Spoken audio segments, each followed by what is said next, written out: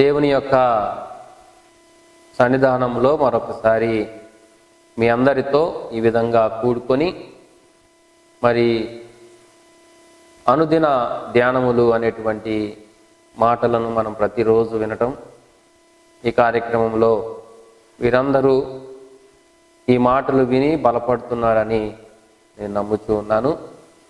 అందరూ బాగున్నారా? అందరూ బాగున్నారని అనుకుంటూ ఉన్నాను.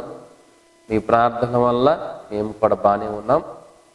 మరి ఈ ఉదయాన ఒక చిన్న వాక్యాన్ని మనం చదువుకొని ముందుకు సాగుదాం. పరిశుద్ధ గ్రంథంలో ఇర్మియా గ్రంథంలో నుండి 18వ అధ్యాయము 6వ వాక్యం మనం చదువుకున్నట్లయితే 6వ వాక్యం చివరి భాగంలో మీరు నా చేతిలో ఉన్నారు అనేటువంటి మాట అక్కడ మనకు కనిపిస్తుంది. మీరు నా చేతిలో ఉన్నారు. ఈ 18వ అధ్యాయంలో కుమ్మరి గురించినటువంటి విషయాన్ని ఇక్కడ మనకి రాస్తూ ఉన్నాడు. నీవు లేచి కుమ్మరి ఇంటికి పొమ్ము, అక్కడ నా మాటలు నీకు తెలియచేసేది. దేవుడు ప్రతి విషయంలో మనకి చాలా అర్థమయ్యేటట్లుగా మనతో మాట్లాడతాడు. ఇక్కడ భక్తుణ్ణి ఏమని చెప్తూ ఉన్నాడంటే, ఇర్మియా, నీవు కుమ్మరి ఇంటికి వెళితే అక్కడ నేను నీతో మాట్లాడు. అందుకని దేవాది దేవుడు మన జీవితాల్లో మనతో మాట్లాడాలి అంటే దేవుని సన్నిధిలో నీవు ఉండాలి. దేవుని సన్నిధిలో నీవు ఎప్పుడైతే ఉంటావో దేవుడు నీతో మాట్లాడు. లోకంలో తిరిగినంతసేపు లోకపు ఆలోచనలు, లోకపు ఉద్దేశాలు మధ్యలో నిండినంతసేపు దేవుని మాట నువ్వు వినలేవు. కాబట్టి దేవుని బిడ్డలారా, ఈ యొక్క ఉదయకాల సమయంలో మనందరము కూడా దేవుని యొక్క మాటలు వింటూ మనం ముందుకు సాగినట్లయితే దేవుడు ఖచ్చితంగా మనకు తోడై ఉంటాడు. అందుకనే ఏమని సెలవిస్తున్నాడు? నేను కుమ్మరి ఇంటికి వెళ్ళగా వాడు తన సారె మీద పని చేయించు ఉండేను. అక్కడ ఏం చేస్తున్నాడంటే, మట్టి సొద్దను తీసి సారె మీద పెట్టి ఒక మట్టి సొద్దను ఒక మంచి అందమైనటువంటి కుండగా తయారు చేసి దానికి రంగు పూసి ఒక మంచి అందమైనటువంటి పాత్రగా తయారు చేస్తున్నటువంటి సన్నివేశాన్ని ఇర్మియా చూస్తూ ఉన్నాడు. అందుకనే ఈ విషయంలో దేవుడు ఇర్మియాకు నేర్పించే విషయం ఏంటంటే, మట్టి శుద్ధ కుమ్మరి చేతిలో ఉంది. కుమ్మరి పట్టుకున్నప్పుడు ఏ రూపం లేనటువంటి, ఏ ఆకారం లేనటువంటి మట్టి, అలాంటి మట్టిని కుమ్మరి చేత పట్టుకొని సారి మీద పెట్టాడు.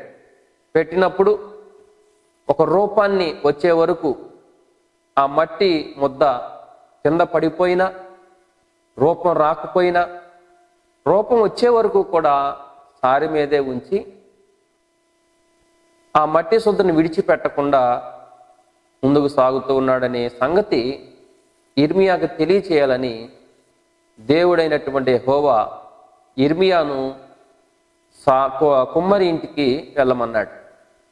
ఈ వాక్యం వింటున్నటువంటి దేవుని బిడ్డలారా, మనం మొదట చదువుకున్న వాక్యం ఏంటంటే, మీరు నా చేతిలో ఉన్నారు అంటే అర్థం ఏంటి?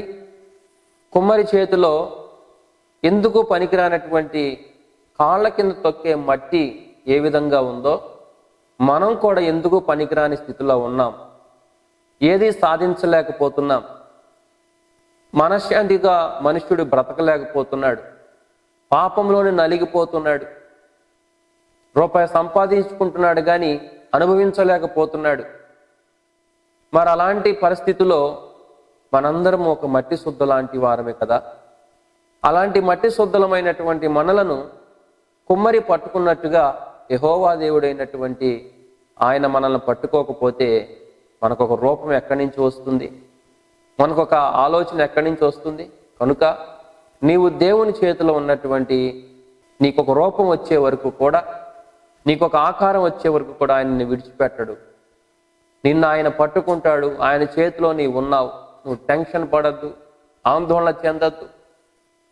నీకున్న పరిస్థితులు ప్రతికూలంగా ఉన్నప్పటికీ కూడా నీవు ఆందోళన చెంది అనారోగ్యానికి పాల్పడవద్దు. నీవు నీ ఇంటిలో ఉన్నావు, నీ పనులు చేసుకుంటూ ఉన్నావు, ఏదో ఆలోచనలో ఉంటున్నావు. ఇగో ఈ వాక్యం నీ కొరకే. ఈ ఉదయం సమయాన నీ కొరకే ప్రభు ఈ మాట సెలవిస్తున్నాడు.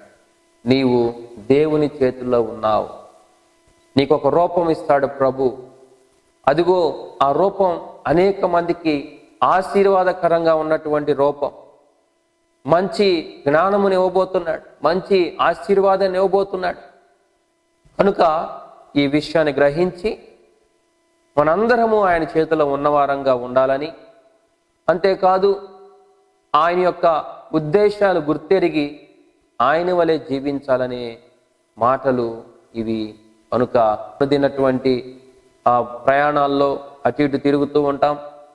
అలాగే మనము జీవిస్తున్నటువంటి, మనము చేస్తున్నటువంటి పనుల్లో మనకి దేవుడు సహాయం ఉండాలి.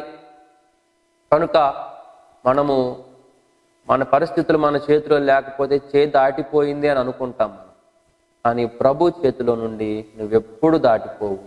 ఆయన చేతిలో ఆయన నిన్ను ఉంచుకుంటున్నాడు. అందుకనే ఈ ఉదయం ఒక వాగ్దానం ఇస్తున్నాడు. నీవు నా చేతిలో ఉన్నావు.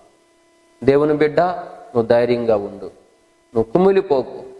నీకు రాబోతున్న దినాల్లో ఒక మంచి నెమ్మదిని నీకు ఇవ్వబోతున్నాడు. దేవుడి చిన్న మాటలను దీవించి ఆశీర్వదించునుగాక.